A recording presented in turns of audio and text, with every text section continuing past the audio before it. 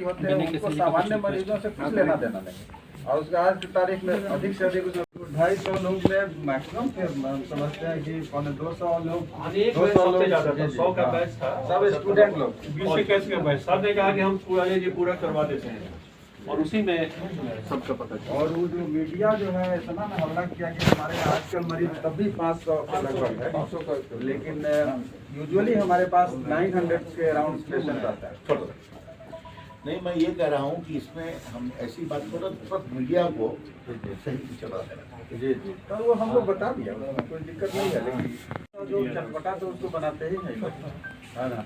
लोकसभा क्षेत्र के तीनों बड़े अस्पताल नालंदा मेडिकल कॉलेज, PMCH और इंदिरा गांधी इंस्टीट्यूट में पूरे ओमिक्रॉन की चिंता क्या है इसको स्वयं देखने के लिए आया हूँ। मुझे बहुत खुशी है कि NMCH के प्रिंसिपल, यहाँ के सुपरिटेंडेंट, मेडिसिन विभाग के प्रभारी सबों से मेरी चर्चा हुई और यहाँ पर पर्याप्त ऑक्सीजन उपलब्ध है। 106 बेड उपलब्ध है, जिसमें अधिक से अधिक 42 लोग भर्ती हुए हैं, अभी 14 लोग हैं और इनके पास पर्याप्त मेडिसिन और ऑक्सीमीटर सभी उपलब्ध है।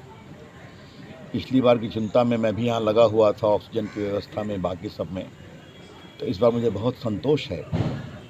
और मुझे इन लोग से बातचीत करके एक बात का और आश्वासन मिला कि जो देश में 93 करोड़ लोगों को फर्स्ट डोज और लगभग 75 करोड़ लोगों को दोनों डोज दिया गया है, अब बूस्टर लग रहा है, उसके कारण लोगों की इम्यूनिटी भी बढ़ी है। इसलिए लोगों का अस्पताल में आना, ऑक्सीजन का दबाव बहुत कम है, तो देश के स्वास्थ्य के विकास के लिए एक अच्छी बात है। तो मैं सारे डॉक्टर्स को, जितने मेडिकल वॉरियर्स हैं NMCH के, सबों को बधाई देता हूं और मैं हमेशा और भी जो भी आवश्यकता होगी यहाँ पर लगूंगा। इसीलिए मैंने आज ये निर्णय किया कि मैं स्वयं जा कर के देखूँगा। कल मैंने मंगल पांडे से ही बात की थी कि आज मैं घूमने जा रहा हूँ, वो मिलकर ही काम करते हैं, लेकिन मुझे संतोष है कि NMCH के डॉक्टर्स, सुपरिटेंडेंट्स, प्रिंसिपल, पूरी टीम इस समय काफ़ी सजग है। मैं अपनी शुभकामना देता हूँ।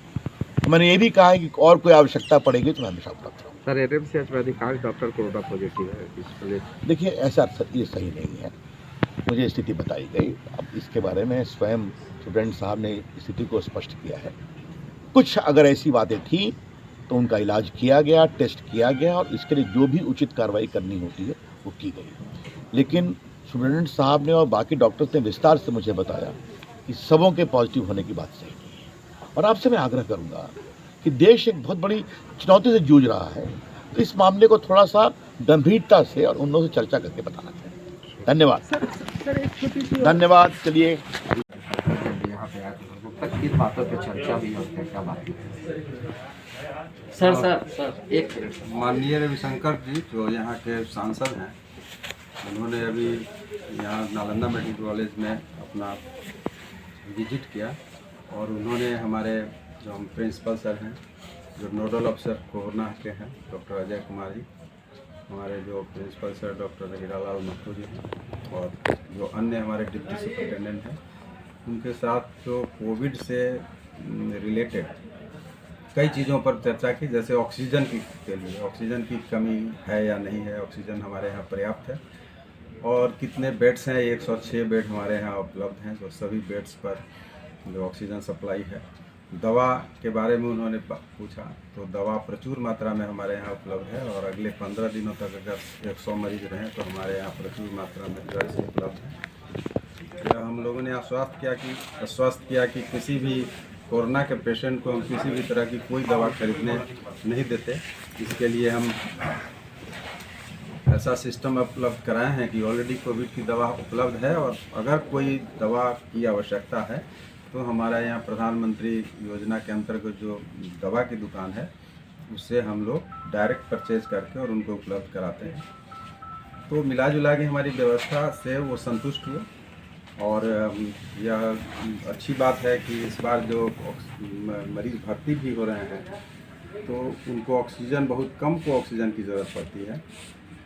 अभी तक 82 मरीज हम लोग भर्ती किए हैं इस तीसरे लहर में, जिसमें मात्र 9 लोगों को ऑक्सीजन की ज़रूरत पड़ी है और बाकी सभी लोग जो है ऑक्सीजन की आवश्यकता उनको नहीं पड़ी। तो ऑक्सीजन की भी आवश्यकता इस बार कम है। हमारी व्यवस्था भी पहले से चाक चौकन्ना है। हमारे जो चिकित्सक हैं, चिकित्सा कर्मी हैं, उनको अनुभव भी है पहले 2 लहर के इलाज का।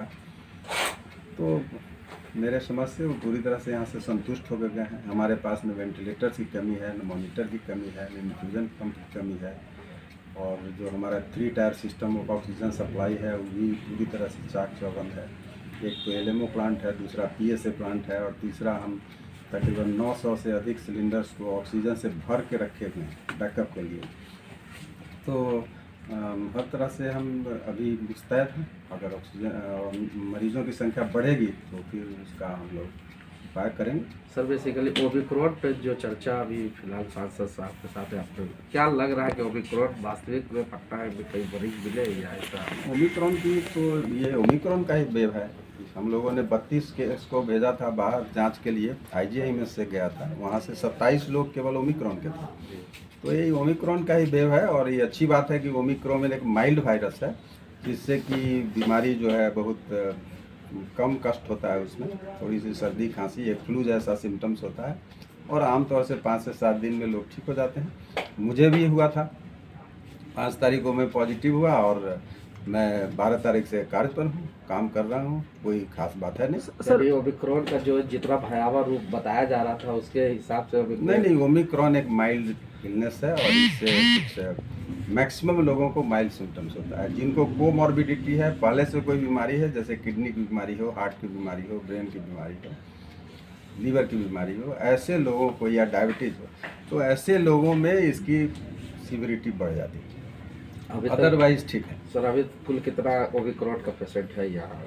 अभी केवल 14 मरीज भर्ती हैं, जिसमें केवल एक को ऑक्सीजन की ज़रूरत है। बाकी जो हमारे 13 मरीज हैं फुल्ली स्टेबल हैं, और मुंह से केवल दवाई खा रहे हैं, है ना, किसी को पानी चढ़ाने की ज़रूरत नहीं। सर बच्चे जो वैक्सीन ले रहे हैं, तो कुछ बच्चों की शिकायत है कि कहीं न कहीं उनको तबीयत खराब जैसी स्थिति हो रही है, तो ऐसे में सर उन बच्चों के लिए सर क्या मतलब मैसेज है कि वैक्सीन से डरना नहीं चाहिए, वैक्सीन लेना चाहिए? कोई भी वैक्सीन लेने के बाद में वैक्सीन के साइट पर दर्द होना, बुखार होना, थोड़ा मोड़ा दर्द, बॉडी एक होना, ये 48 से 72 घंटे तक हो सकता है। जैसे आप DPT लीजिए, हेपेटाइटिस B का वैक्सीन लीजिए, उसी तरह से इस वैक्सीन से भी थोड़ा मोड़ा बॉडी एक हो सकता है, हल्का बुखार हो सकता है। तो इससे घबराने की कोई बात नहीं है। हम लोग 3 डोज ले चुके हैं। प्रिकॉशन डोज जो सर ओल्ड एज के लोग ले रहे हैं, तो कुछ सारे ऐसे भी लोग हैं जिनको ये पता नहीं है कि वो किसी बीमारी से ग्रसित हैं, ग्रामीण इलाकों में सर, तो किस प्रकार की सावधानी बरतेंगे अगर प्रिकॉशन डोज लेंगे लोग? तो कोई विशेष सावधानी की ज़रूरत नहीं है।